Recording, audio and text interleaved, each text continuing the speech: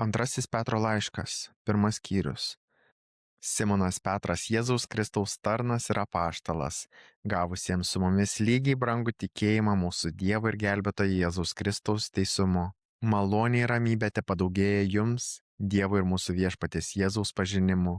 Jo dieviška jėga padovanoja mums viską, ko reikia gyvenimui ir dievotumui, per pažinimą to, kuris pašaukė mus šlove ir dorybę. Drauge jis davė mums be galo didžius bei brangius pažadus, kad per juos taptume dieviškosios prigimties dalininkais, ištrūkę iš sugedimo, kuris sklinda pasaulyje gyduliais. Todėl parodydami visą stropumą praturtinkite savo tikėjimą dorybę. Dorybę pažinimu, pažinimą susivaldymu, susivaldymą ištverme, ištverme maldingumu, maldingumą brolybę, brolybę meilę. Jei šie dalykai jumise gyvuoja ir tarpsta, jie neduoda jums apsileisti ir likti bevaisiams mūsų viešpaties Jėzaus Kristaus pažinimu. O kam jų trūksta, tas aklas ir trumparegis, užmiršęs, kad yra apvalytas nuo savo senųjų nuodėmių. Todėl, broliai, dar uoliau stenkite sutvirtinti savąjį pašaukimą ir išrinkimą. Tai darydami jūs niekada nesuklupsite. Šitaip dar plačiau atsivers jums įėjimas į amžinąją mūsų viešpaties ir gelbėtojo Jėzaus Kristaus karalystę. Todėl aš niekad nesiliausiu jums priminti šių dalykų, nors jūs ir žinote juos ir tvirtai laikotės turimos tiesos. Manau, kad teisinga, kol esu šioje palapinėje, žadinti jūs paraginimais. Žinau, kad greitai ateis mano palapinės nugriovimo metas, kaip ir mūsų viešpats Jėzus Kristus man apreiškė. Bet aš pasistengsiu, kad ir man iškeliavus jūs kiekvienu metu galėtumėte tai prisiminti. Juk mes skelbėme jums mūsų viešpaties Jėzaus Kristaus galybę ir atėjimą, nemėgdžiodami gudriai išgalvotas pasakas, bet kaip savo akimis matė jo didybę. Jis gavo iš Dievo Tėvo garbę ir šlovę, kai iš tobulybės šlovės nuskambėjo jam balsas: šitas yra mano mylimasis sūnus, kuriuo aš gėriuosi. Ta balsą mes girdėjome aidint iš dangaus, kai buvome su juo ant šventojo kalno. Taip pat mes turime dar tvirtesnį pranašų žodį. Jūs gerai darote, laikydamis jo tarsi žiburio, šviečiančioje tamsioje vietoje, kol išauš diena ir jūsų širdise užtekės aušrinė žvaigždė. Pirmiausia, žinokite, kad jokia rašto pranašystė negali būti savavališkai aiškinama, nes pranašystė niekada nėra atėjusi žmogaus valia, bet kalbėjo šventosios dvasios įkvėpti šventi Dievo žmonės. 2 skyrius. Buvo tautoje ir netikrų pranašų, kaip ir tarp jūsų bus netikrų mokytojų, kurie paslapčia įves pražūtingų erezijų, išsigindami net juos atpirkusio viešpatės ir užsitrauks greitą žlugimą. Daugelis paseks jų pražūtingais keliais ir dėl jų bus piktažodžiaujama tiesos keliui. Iš godumo jie išnaudos jūs suktais žodžiais, bet nuo seno jų laukia pasmerkimas ir jų pražūtis nesnaudžia.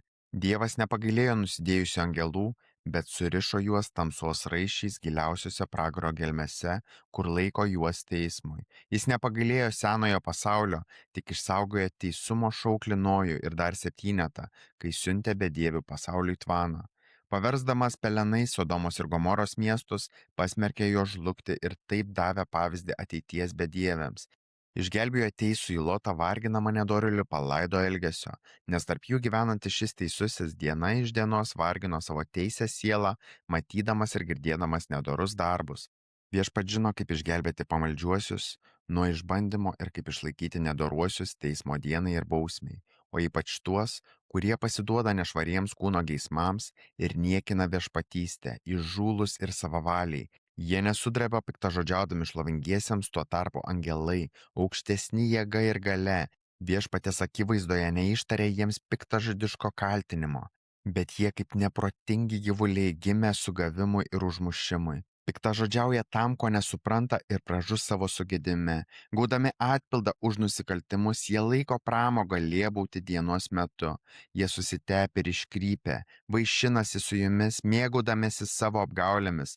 Jų akys kupino svetimavimo, nepasotinamos nuodėmės. Jie suvedžioja svyruojančias sielas, jų širdis išlavinto godumo. Jie prakeikimo vaikai. Palikę tiesų kelią, jie nuklydo ir pasuko Bosoro sūnaus Balamo keliu, kuris pamėgo neteisumo atlygį, tačiau buvo subartas dėl savo nedorybės. Nebylus asilas prabilo žmogaus balsu ir sutrukdė pranašo beprotystę.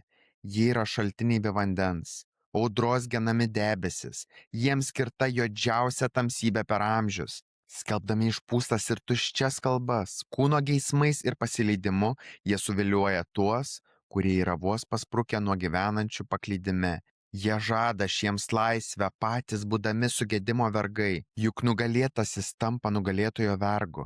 Bet jeigu ištrūkę iš pasaulio purvyno viešpaties ir gelbėtojo Jėzaus Kristaus pažinimu, jie ir vėl jame įklimpę pralaimi, tai jiems paskui darosi blogiau negu pirma. Jiems būtų buvę geriau iš viso nepažinti teisumo kelio, negu jį pažinus nusigręžti nuo jiems duoto švento įsakymo. Jiems nutiko taip, kaip sako teisinga patarlė: šuo sugrįžta prie savo vėmalo ir išmaudyta kiaulė vėl voliojasi purvyne. Trečias skyrius.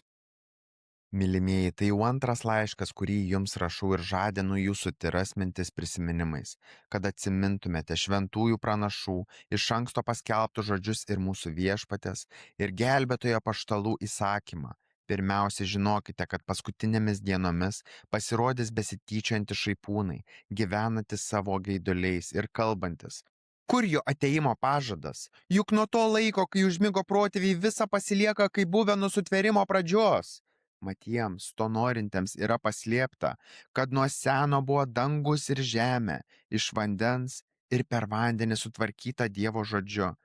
Todėl ir ano meto pasaulis žuvo vandeniu užtvindytas, o dabartiniai dangus ir žemė to pačiu žodžiu palaikomi ugniai, saugomi teismo ir bedievių žmonių žuvimo dienai.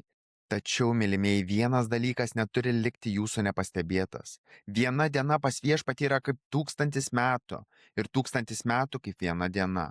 Viešpats nedelsė ištesėti pažado, kaip kai kurie mano, tačiau kantriai elgėsi su mumis, nenorėdamas, kad kuris pražūtų, bet kad visi atsiverstų. O viešpaties diena ateis kaip vagis naktį. Tada dangus praeis su smarkiu ūžesiu, elementai sutirps nuo karščio ir žemė su savo kūriniais sudegs.